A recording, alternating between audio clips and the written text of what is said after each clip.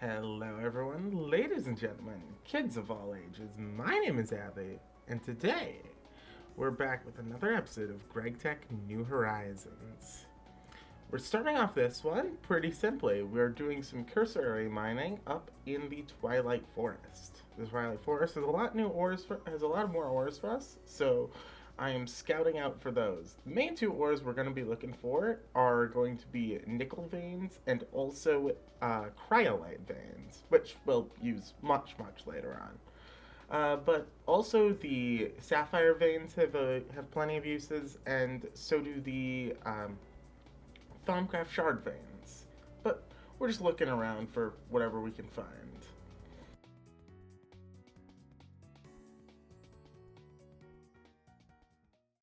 After I was done successfully mining around, I happened to be killed by a hungry node that I didn't see at first.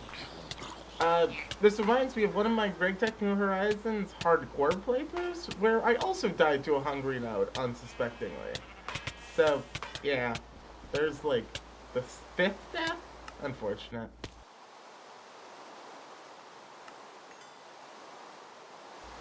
The main thing I was looking for on this mining trip was lead. That's why I can make battery alloy, because we are going to be going for making a battery powered system.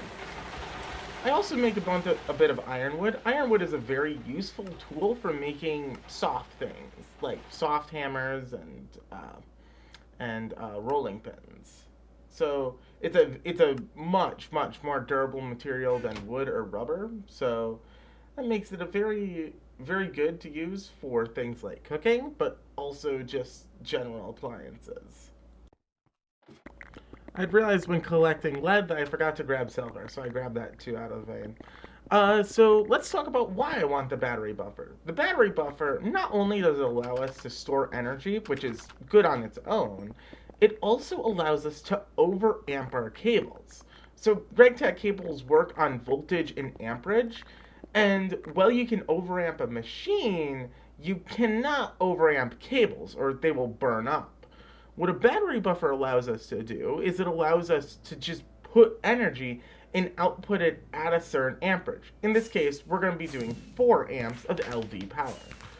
There's a reason why I want to do this. There's a reason this is a very useful thing to do. But first, 32 motors.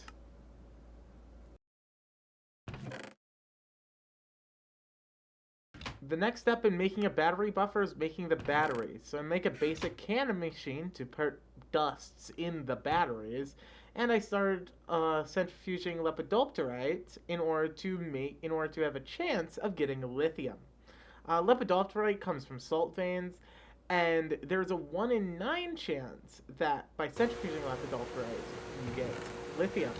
I also make the battery alloy that is required in order to make the batteries for the battery buffer.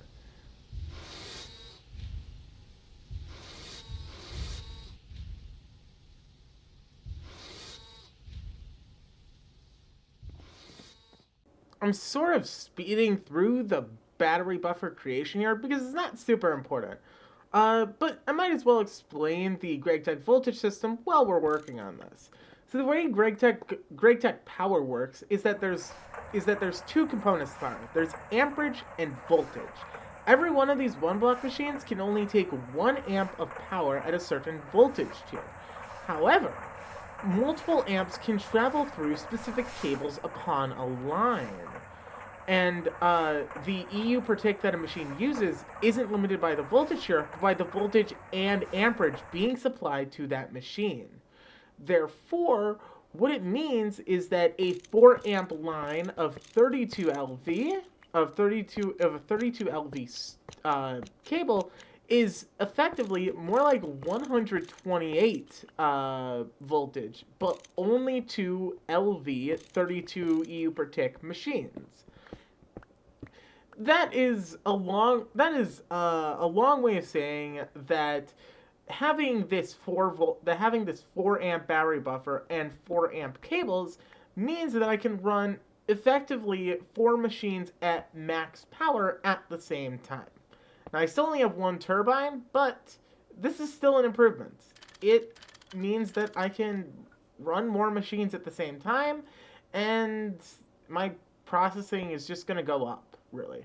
And once I start getting into even better machine setups, then this is only going to prove more and more useful. For right now, it's perfectly sufficient though, and it is very, very useful.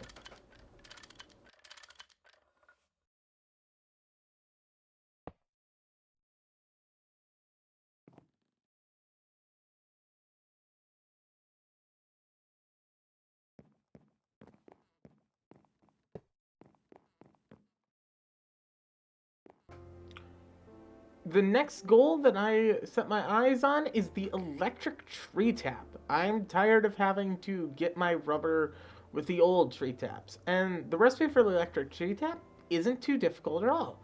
It's all components that I have or have very easy access to. The RE battery is the one part of the recipe that I don't have easy access to, so I have to make the fluid canner and the fluid extractor in order to be able to get it. As it turns out, the fluid canner is basically only used for making the RE battery. So, nice, I guess.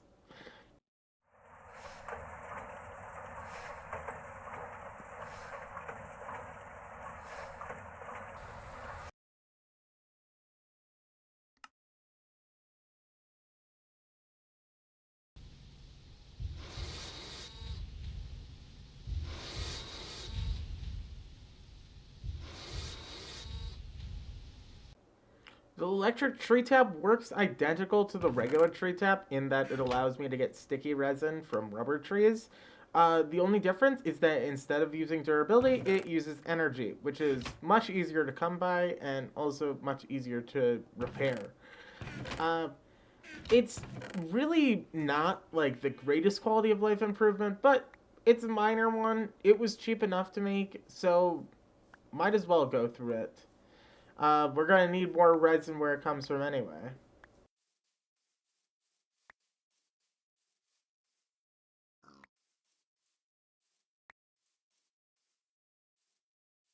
The next thing that I make is an LV compressor. The reason why I make this is solely that I can automate making charcoal blocks using a conveyor belt so that I can more easily deliver the charcoal blocks to it. It's really just a quality of life improvement because charcoal blocks end up working more efficiently than charcoal and are also just more energy dense in general. More storage dense and more energy dense. So it's just an overall improvement to go for it. Oh, and wood planks, of course.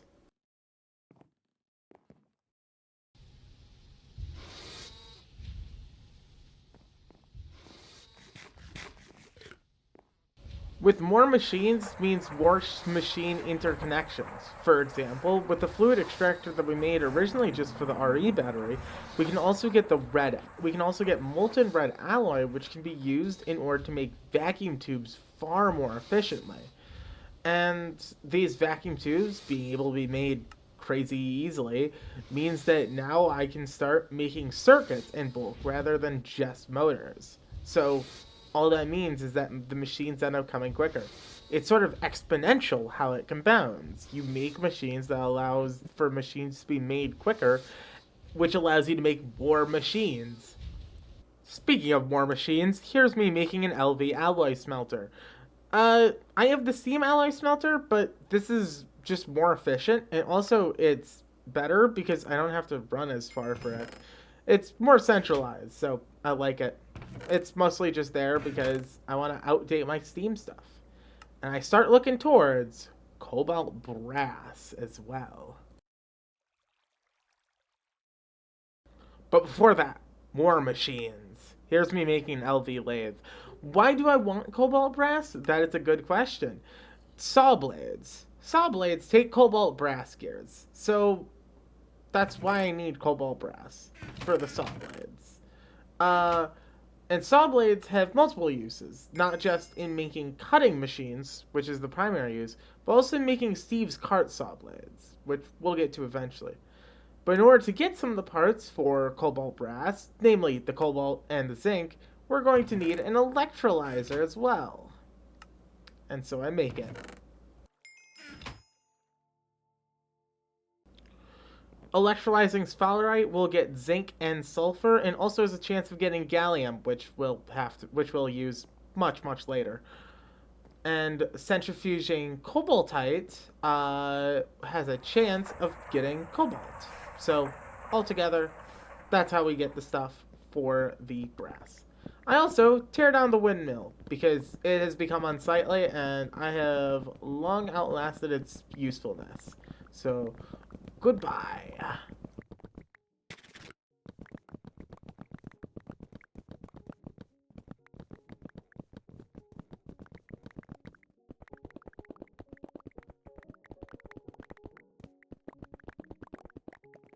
I also end up getting my whatever number of death this is by drowning in oil and being shot at by skeletons. A rather unfortunate and unusual way to die, but I guess that's what you get. Yeah. So, life advice, don't drown in oil. I hope you weren't planning on that.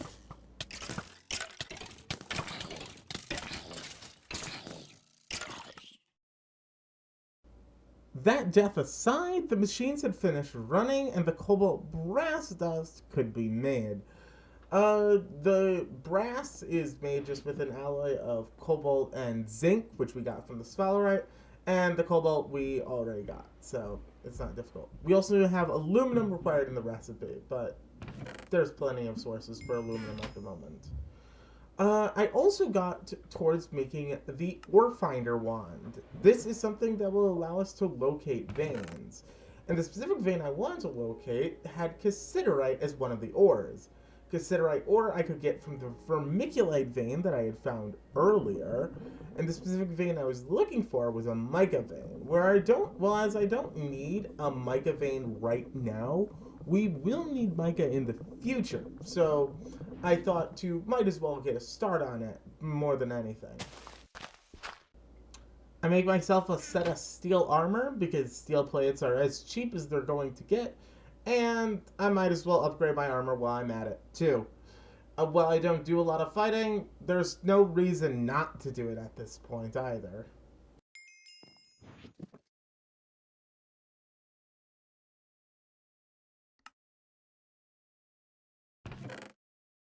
I make the cobalt brass gear that I was waiting on, and I also make an LV basic macerator. Again, this is me trying to outdate my steam machines, because LV machines are less power intensive, or take less steam to power per each action than the regular steam machines. Not only that, they can just process more things. So,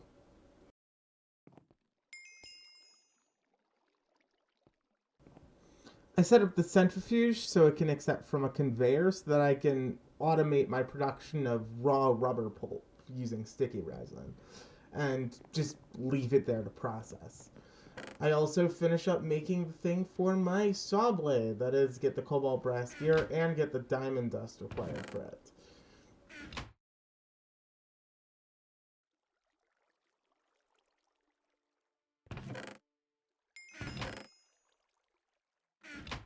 Ultimately, the thing that I'm trying to work towards here is the Steve's cart assembler. I want to try and automate wood and charcoal production. So for that, we're going to use Steve's carts to do that. The cart assembler itself isn't terribly difficult to make. I need all this stuff to make the cutting machine in order to make the iron pans for it. But the recipe for the cart assembler is largely similar to the recipe for the assembling machine, which we already made last episode. So the recipe isn't terribly difficult.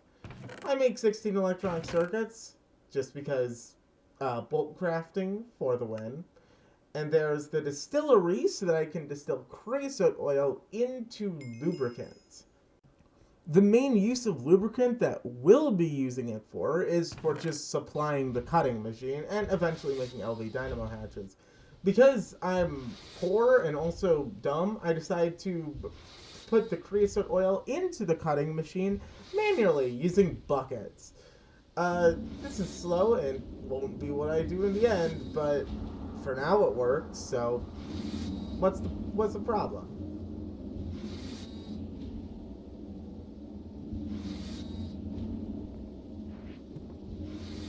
Remember what I said about the cutting machine? Well, now we make it, and also an LV extruder at the same time. The extruder is not a necessary machine, but it does allow us to make rotors and pipes and rings more efficiently, which is what I use it for. The cutting machine is required, as we're going to need it to make the iron panes for the Steve's carts contraptions.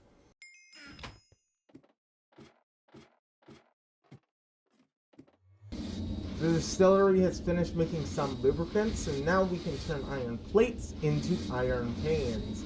You can see that the wall of machines is starting to clean itself up, which is very, very good to see.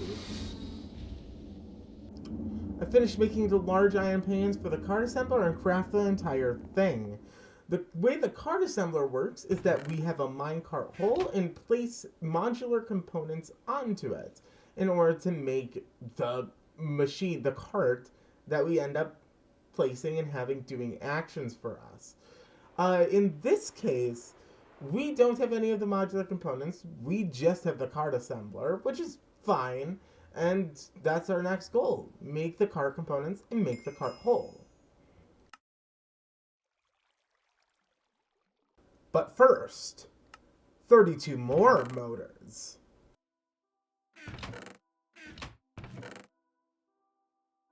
I make the minecart wheels first, and I also make some of the components for another steam turbine. I've been starting to run out of power, so another steam turbine should be able to help with that. The minecart wheels were just rings and rods of iron. It's not terribly complicated. And the steam turbine is the same recipe as it was before, but now with the extruder, we could get the tin rotors 5-to-1, so that's nice. No need to fumble around with plates and rings, just tin ingots, tin rotor, just like that.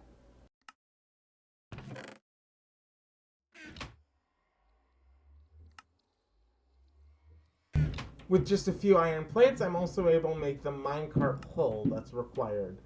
And the next goal that I'm looking for is some of the other parts of the Steve's Carts machine, namely the cargo manager.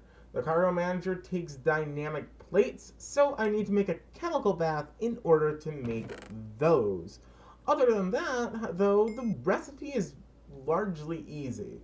So it's fairly easy to just get all the constituent components and make the cargo manager.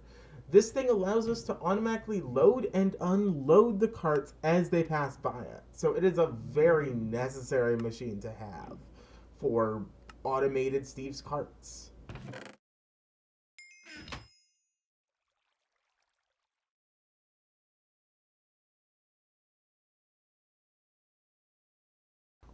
After more fumbling around, I'd like to admit I make 4 diamond chests so that I can increase my storage space around here.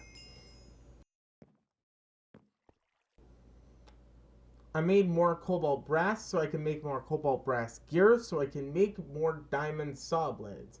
Along with the one that I got from, I believe, a Loot Games reward. This gets us all 5 of the diamond saw blades we need to make all of the 5 saw blades we need in order to make a woodcutter module for a Steve's cart. The other things required for the Steve's cart include these simple PCBs, which are, I guess, slightly difficult to make, but not terribly hard. It takes circuits, boards, and gold wires, so not a huge deal. With all that said and done, the woodcutter module comes by pretty quickly afterwards. And that leaves just the engine, which is just a little bit more of a microcrafting charade for it. Oh, and the side chests, of course. Can't forget that.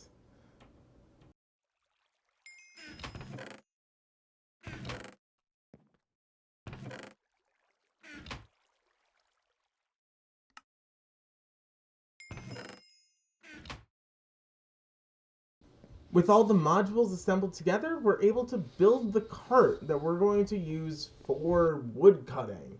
I make the advanced detector rail because that's required in order to have the cargo manager even really work, after all. So again, the game plan here is to get a Steve's Carts cart for an automated wood farm using the woodcutter module, and then use that in order to get automated charcoal collection with coke ovens and Gregtech automation. For that, I need tracks. I don't need 6 stacks of tracks, but whatever. And I make the area for the wood collection.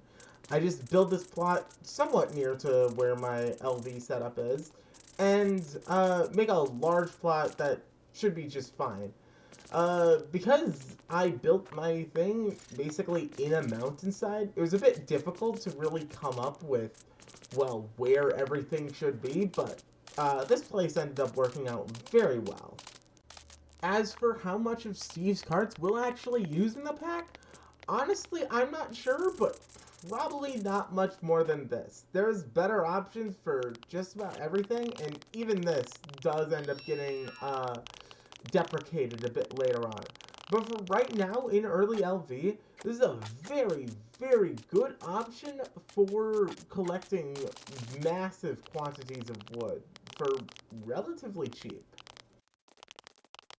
And after all that, our perimeter is set up and we are able to get the cart running and planting with no issues. It will just run like this and it will drop off whatever wood, apples, and saplings it does collect in the cargo manager, which is where we're going to start working with next. When we have the wood collection done, it's time for us to focus on the wood processing. And what we need for wood processing is more coke ovens than we currently have. So therefore, I start getting my way towards making more of them. And just from this, you can see how effective the Steve's Carts farm is working. It is getting a lot of trees, and it will be getting even more wood than you think it will.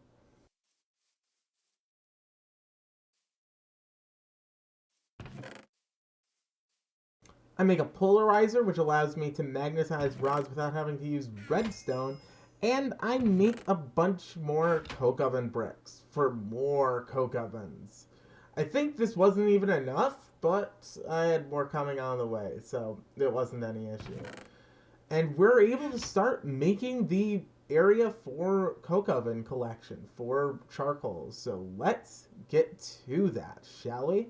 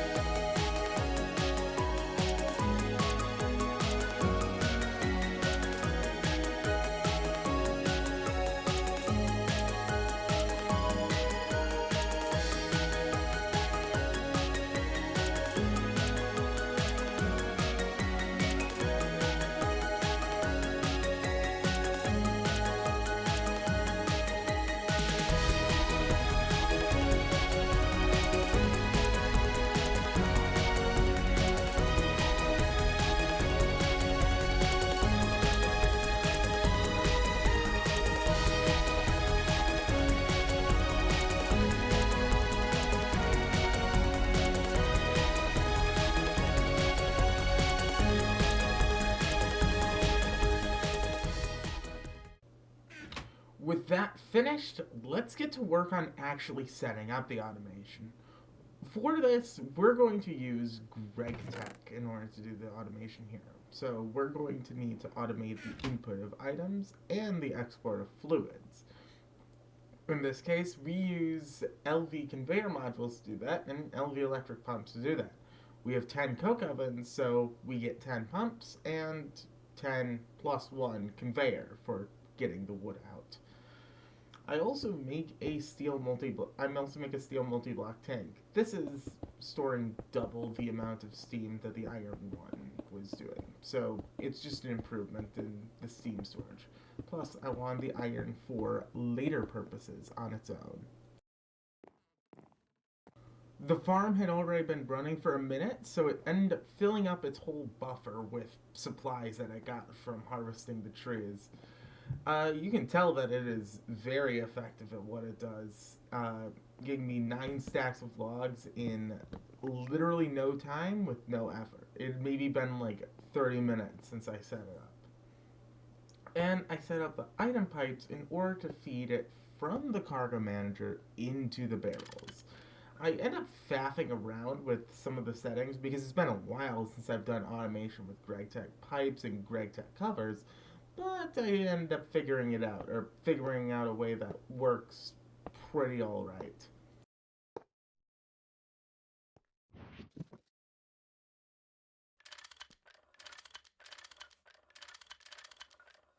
Setting up the automation for the coke ovens is as simple as laying down a row of tin item pipes and placing the LV covers on top of them.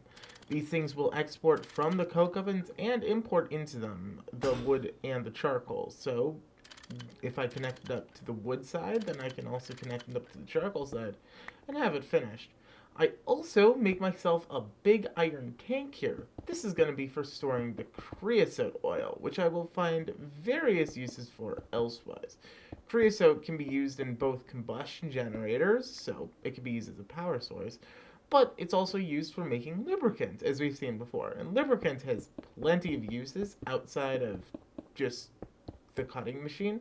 So it's going to be something I want in bulk, and you can make it more efficiently using things like soapstone and talc, but that's for later. This stores 800,000 buckets of creosote, which is more than enough for what I'm going to be doing. I set up the pipes to the coke ovens so that they can output the creosote into the iron tank as well.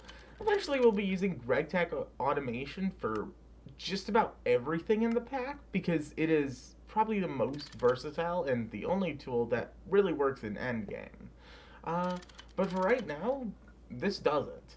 And that basically completes it too. I just have to set up the output for the charcoal, the barrel that it all goes into, and that is completely automated charcoal at every step of the process. It's kind of a big achievement to have charcoal just come in like that, totally automatically, with no input from me. I set up some storage upgrades on the drawers as well, because what's so bad about having about 200,000 wood on hand at all times? If I end up going the biodiesel route, which I might, this wood can be turned into benzene, and a lot of it. After charcoal, it's time for me to do some updates to my base. The wall of machines is fun, but I want something that actually looks nice. So I kind of just ad hoc a solution to that. I decide that I'm going to be making sort of pillars that are going to hold the machines in them. It's an interesting choice. It's not something that I thought about too hard when I was doing it, but one thing that I want is for automated import and for automated export of things from the machines. So this solution allows me to do that, and it doesn't look that bad either. And I'm going to use the beauty of Gregtech Power in order to make it so that it actually works well. With the pillars done, I set up slightly larger chests to work as the outputs because they are full blocks and wire it all up. So what's happening here is that I'm putting 4 amps of 32 volts through the whole wire cable, which means that it's going to be able to, that even if a machine is, let's say, at the very top layer at the very far back and it's doing a 32 EU per tick recipe, it's still going to be able to run because it's going to be able to draw multiple volts of power from it. So the loss of the cable shouldn't matter for just LV recipes. Uh, Depending on how I go about doing higher tier recipes, it might become an issue, but as it stands, this works perfectly fine, and it also looks pretty damn good. I like it.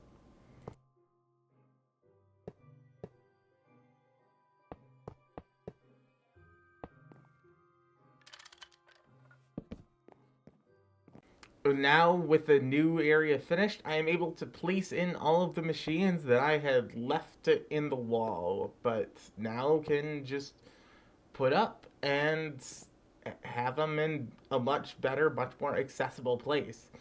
I tried to do it in a way that's kind of makes sense, but really anything I do probably wouldn't make much sense. So they're just put them on the wall, giving them chests to output their products in, and that's that.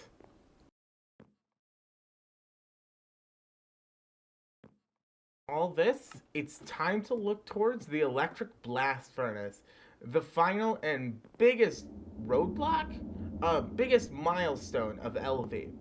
First, I put in the steam macerator here as well, because that thing will always be useful, or will be useful until I get a better multi-block macerator. But yes, the electric blast furnace. In order to progress into the second voltage tier, we need aluminum, and for that, we need an electric blast furnace to make that aluminum. So that is where we are going next. We are going to making the blast furnace, which is, it's gonna be a big and very expensive project, but it actually wasn't as expensive as I thought. So let's get to it. The first step of making the electric blast furnace is getting the Invar for the heat-proof machine casing. Invar is just an alloy of iron and nickel, so after digging through a mica vein for just a little bit more mica, which we'll be using shortly, I get to alloying together the iron and nickel required for all the Invar I'm going to need. I just make 96 of it because I kind of feel like that's about right, plus it's a stack of iron and 32 nickel, so it works.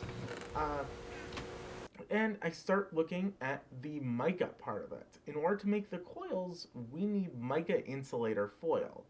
And in order to make mica insulator foil, we need mica base sheets. And for mica base sheets, we need mica. So, yeah, so that's our next plan. Now, in order to get mica insulator sheets, I also need a forming press. So I make that too, because that's going to be a necessary part of this. I also realized I needed another machine in order to finish off making the stuff for the electric blast furnace, and that is a mixer, which allows me to make the mica-based pulp that is then turned into the mica sheets. So there we go. That's also a requirement fulfilled.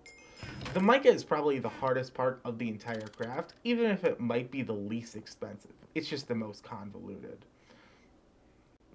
In this specific case, I used a blend of mica pulp and raw rubber resin in order to make the mica-based pulp. This is just because the raw rubber resin is something that I had on hand, and unlike the sticky resin. And this mica-based pulp can then be forming pressed together with asbestos in order to make the mica-based sheets. Now, at this time, I had also finished making my making the heat-proof machine casing. So there that is. That is the first part of the electric blast furnace finished. And there is the mica base sheets done. And then I alloy that with quartzite dust in order to get the mica insulator sheets, which can then be bent into the mica insulator foils. Anyways, now we can get the iron furnaces, and I realized that I accidentally combined some of the route iron with that, so Oops. Anyways, I get the iron furnaces, and we're able to make the electric blast furnace actual machine block. And with a bit of lag from the fireworks, there's our big thing. That's it finished. Well, not finished, but that's the main machine block for the electric blast furnace made, which is really good, I guess. But just because the main block is finished doesn't mean the rest is finished. I get the mica insulator sheets and I get copper nickel up and running because I'm going to need a lot of all that stuff for what I do. The mica insulator sheets I end up bending into the mica insulator foils after not much longer. It's just the wrought iron plates being remade. The next thing that I start working on is the hatches. First is the maintenance hatch. This is something that makes it so that every multi-block requires basically constant upkeep in order to make sure that it's still working. So it's something that just makes it annoying. But the other ones are not bad. The output bus is obviously for output, and the input bus, which I made not much later, is for obviously inputs. It's for to put in order to get, you know, the stuff you want in the machine. I also get the input hatch, which is the fluid component of that. By this point, all the copper nickel and the mica insulator foils had been finished, so I started getting working on the copper nickel coils. By the way, there's two ways to make copper nickel coils. One is with mica insulator sheets, and one is with aluminosilicate wool. Don't do the aluminosilicate wool recipe. It is extraordinarily slow and a terrible waste of time. That I learned after my first playthrough with this pack. I make the LV energy hatches, which are going to allow us to actually, get energy in the machine. We need two of them for this initial recipe because we need to overclock the EBF to MV power. In preparation for future maintenance, I make myself a soldering iron because you need that to prepare some parts of the maintenance hatch. So it's good to just have that on hand.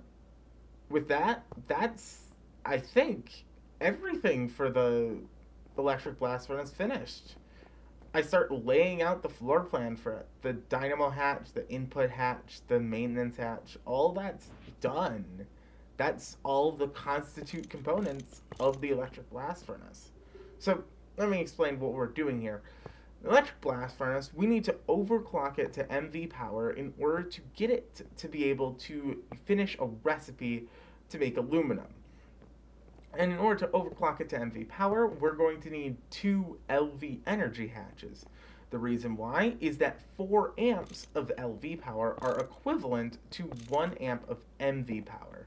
And LV energy hatches can take 2 amps of LV power.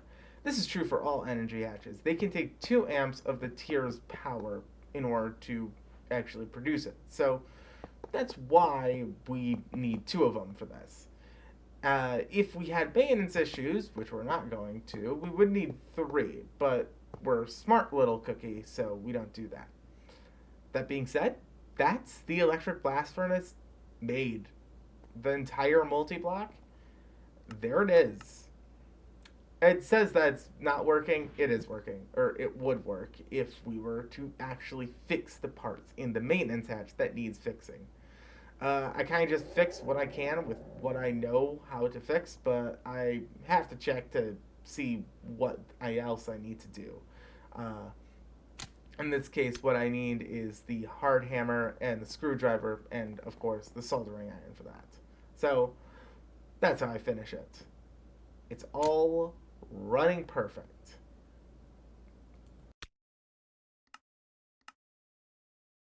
Of course, I've been making all this fuss about aluminum, but I don't have any of this stuff in order to make aluminum. So let's get to it. In order to make aluminum, there's 2 ways, and I'm not going to talk about the second way because it sucks. The first way is what we're going to be doing. The first way needs alumina and cryolite in order to get it. Alumina is gotten as a byproduct of multiple different centrifuges.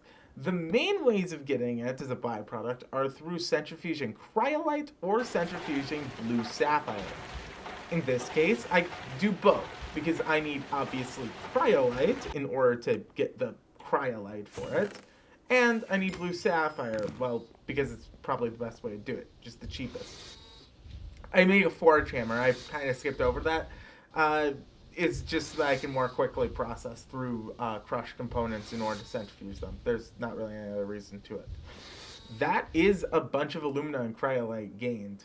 I also set up some more power, better power, like dedicated power for the electric blast furnace because I wasn't really trying too hard the first time, but now I really actually need power for this thing. So I set up 4 steam turbines dedicated just for the electric blast furnace, which is probably going to be enough. Anyways, that 16 alumina that I got from my first centrifuging operation wasn't enough, so I made a little bit more, and I reached the perfect amount, 20, that I needed in order to actually start making aluminum. The quest asked us to get 20 alumina and 10 cryolite for 8 total aluminum ingots, and that's exactly there. I made another battery buffer for, well, buffering for this thing, and that's it. That is, well, now we should just be able to run it and get our aluminum ingots. The turbines were actually filling up the buffer too slowly, so I just decided to fill it in with some batteries I already had on hand. And we start it. Or we don't start it, because I actually put it in the output hatch first. But once I put it in the correct hatch, then we do start it. And I mean, there's not much else to say. It's just going to be getting us aluminum through this, and I'm going to need to do this a few more times, obviously, eventually, once I get better sources of alumina. But there it is. It's starting to run, and it's going to get us aluminum, just like that.